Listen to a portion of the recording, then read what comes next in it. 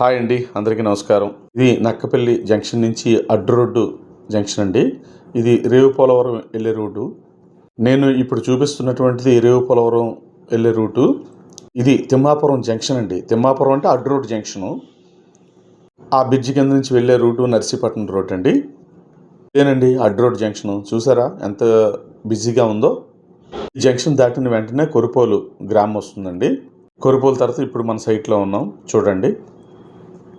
మన ప్రక్కనే VMRDA layout కూడా ఉందండి. మంది ప్రైవేట్ సైట్ అయినప్పటికీ మన డెవలప్మెంట్ ఏంటండి, ఆల్రౌండ్ ఫెన్సింగ్ వేసి మధ్యలో 30 ఫీట్ రోడ్డు, ఎలక్ట్రిసిటీ వేసిస్తాము. అలాగే ప్రతి ప్లాట్లో కూడా మ్యాంగో ప్లాంటేషన్ వేస్తామండి. ఇప్పుడు మీకు కనిపిస్తున్నటువంటి రోడ్డు ఏదైతే ఉందో అది 80 ఫీట్ రోడ్డు. ఈ 80 ఫీట్ రోడ్డు నుంచి డైరెక్ట్ రేవుపోలవరంకి వెళ్తామండి.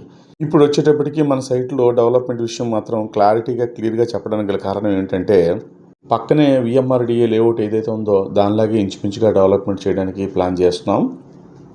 ఇక మన సైట్ దాటిన వెంటనే పెట్రోల్ బంక్ ఒకటి వస్తుంది.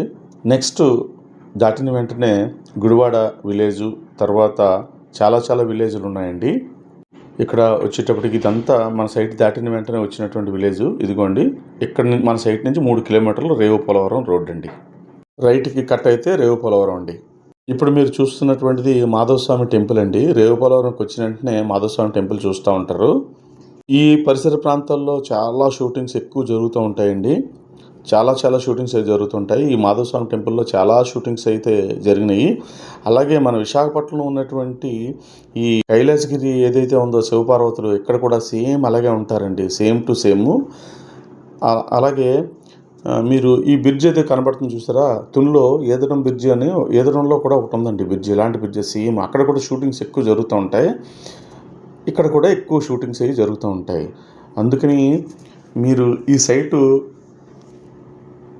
కొనకపోండి, ఒకసారి విజిట్ చేయండి, సైట్ విజిట్. ఓకేనా? Thank you.